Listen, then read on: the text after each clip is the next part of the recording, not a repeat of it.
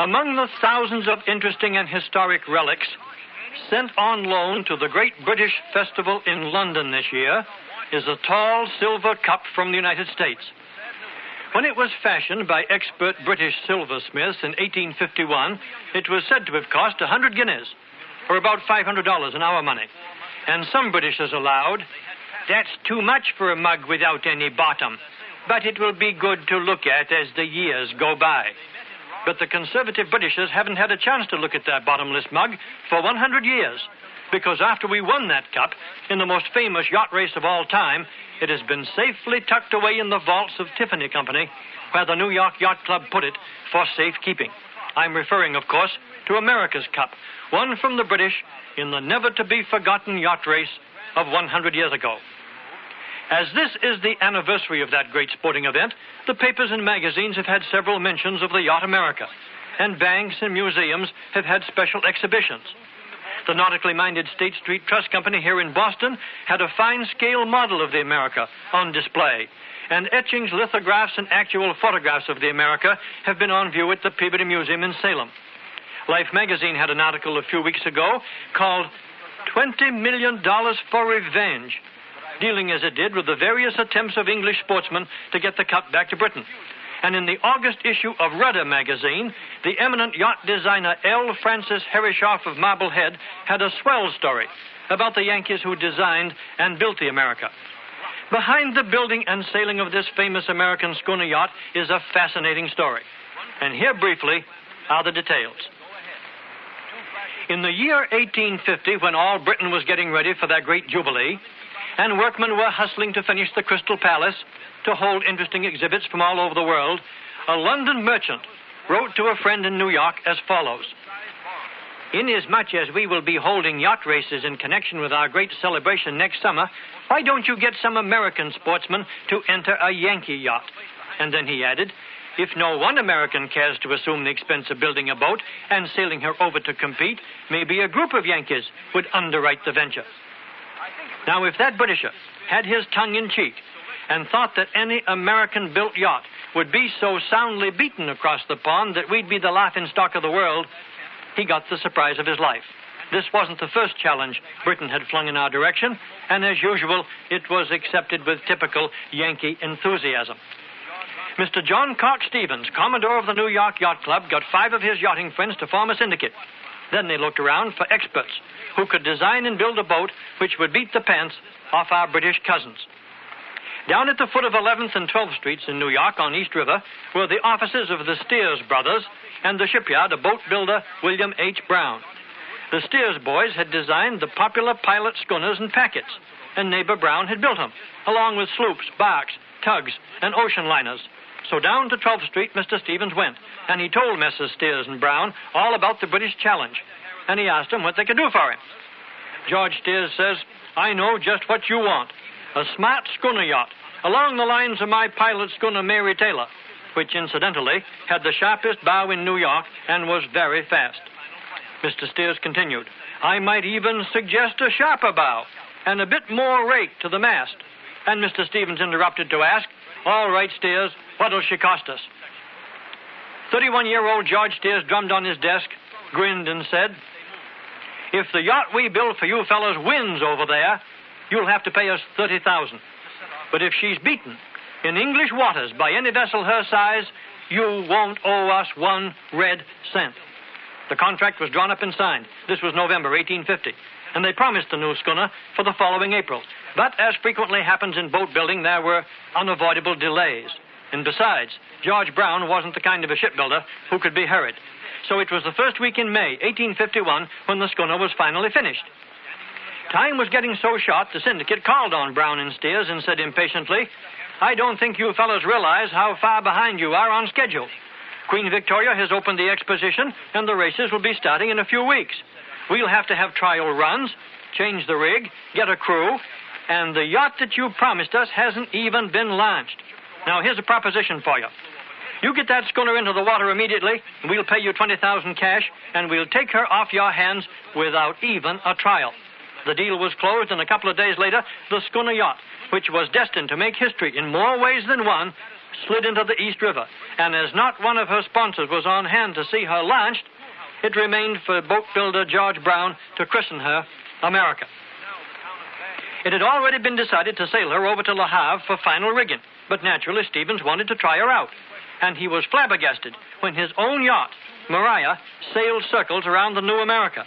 "Well, what's so surprising about that?" said Brown. "Your Maria's a sloop, and she's bigger. You won't have no trouble over there if you get the sails I've specified and keep 'em flat." English sails in those days were loosely woven and billowed, whereas the America's canvas was to be tight woven and set flat to give greater efficiency in working to windward. Commodore Stevens, who was to command America as soon as she reached England, booked passage on a steamer, so he'd be at Le Havre ahead of the yacht to arrange for docking and overhaul. The skipper, chosen to take America across the Atlantic on her maiden voyage, was Captain Richard Brown, a bewhiskered old sea dog. And just before they sailed, he barked to the crew, "If any of you white-livered pups wants to go ashore, now's the time to say so. This ain't going to be any Sunday school picnic, mates. This is going to be tough." Well, it was so gosh darn rough, even Captain Brown got green around the gills. And by the time they reached Nantucket, half of the crew were in their bunks, wishing to high heaven they had gone ashore. It rained torrents, and the schooner rolled and pitched. Then a rip-snorting gale tore her sails into shreds.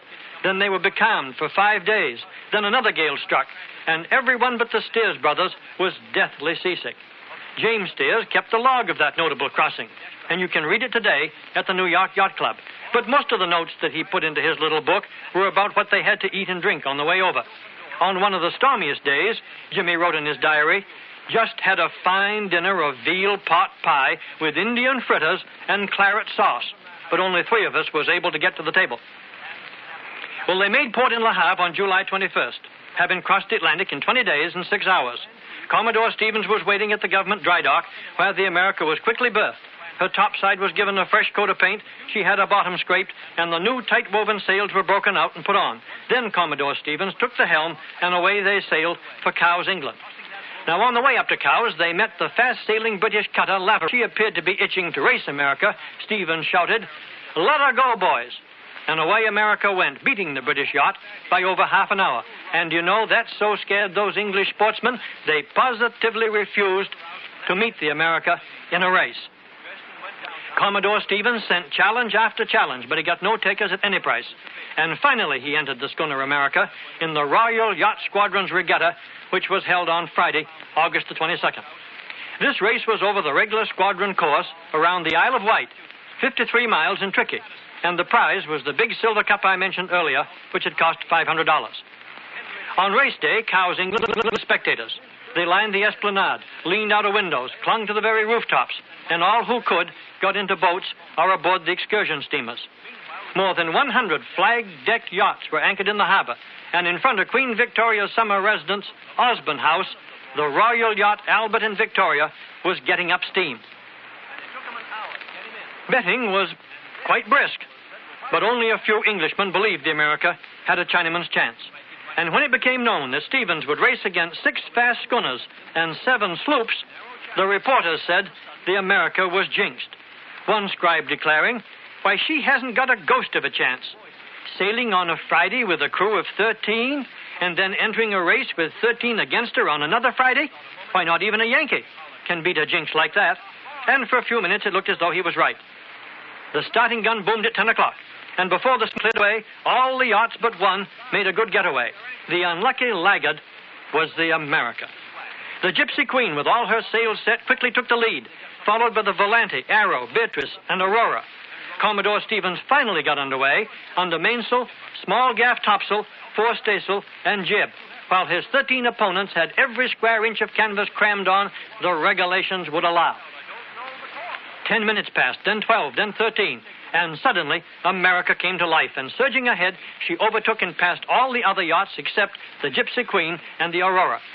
At 10:30, Gypsy Queen forged ahead, giving Commodore Stevens a chance to do his stuff. And when the wind freshened at 10:45, America leaped ahead.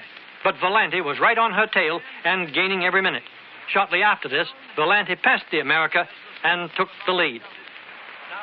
As the yachts rounded Norman's Land's buoy, the wind was blowing more steadily, and America could now show what she could do. and with her closely woven sails as flat and tight as a drumhead, she literally away from the other yachts, including Volante, which she passed in the freshening breeze, and to show that he was a good sport, Commodore Stevens dropped his jib, as if to say to the boys on the Volante, "See, I'll give you fellows a break." But at 10 minutes to 1, an ominous crack was heard aboard the America, and her big jib-boom snapped in two, and at the same time, the wind died down. It took a quarter of an hour to repair the damage, and the Aurora, in the meantime, made the most of it. Looking backward, Stevens saw that two of the yachts were in trouble. A third was standing by, while several others had already quit and were headed back toward Cowes. Stevens' only concern at this moment was the little Aurora, booming along toward them just a few miles astern. Several large excursion steamers had proceeded to Alum Bay to greet the first white sail around the chalk and limestone pillars known as the Needles. And cruising smoothly up ahead was the Royal Steam Yacht, bearing Queen Victoria, her husband, and a party of English nobility. The warm August afternoon dragged on, and then suddenly, at 10 minutes to 6, a great shout went up from the excursion boats as around the Needles came America, leaping like a greyhound with the little Aurora right behind her. Now, you wouldn't expect a jockey to pull up his mount and salute in a steeplechase just because royalty was watching. But as the America came abreast the Royal Yacht, Commodore Stevens lowered his ensign and doffed his cap. And instantly, every man aboard the American yacht stood at attention with uncovered head as they passed the Queen. Queen Victoria, an ardent yachting enthusiast herself, was much impressed by this gallant gesture. And turning to one of the sailors, she asked, "And who came in second?" "Your Majesty," the man replied, "there is no second." The victorious America crossed the finish line 24 minutes before the Aurora, and 3 hours and 46 minutes before the next yacht. The others didn't count. It was a smashing, clean-cut victory for Commodore Stevens and the New York Yacht Club, and also a victory for the Steers brothers and William H. Brown, who had built the schooner. Next day, the Queen let it be known that should the America be in the vicinity of her summer residence, Osborne House, she'd be glad to pay the yacht a visit. And much has been written about that celebrated social call. Queen Victoria was welcomed aboard the America by Commodore Stevens and Colonel James Hamilton, son of Alexander Hamilton. And when the Queen was taken down into the galley, she ran her lace handkerchief along one of the shelves and seemed surprised and pleased to find it spotless. Mr. Harrishoff says in his article in Rudder, Captain Richard Brown behaved pretty good while royalty was on board. But when the party went below, he did tell the Prince Consort to wipe your feet on that mat there at the foot of the companionway. I guess that must have amused the Queen, for she sent the bluff old Yankee skipper a handsome gold compass with a note saying, "I hope you'll keep this as bright and shining as you keep the America." Well, folks, that in brief is the story of the great yacht race of 1851. And as I said, America's Cup is now on loan at the 1951 British Festival. But don't think this is the end of the story. The yacht America was destined to play an important role in the American Navy, and I shall have the details of that story for you next week.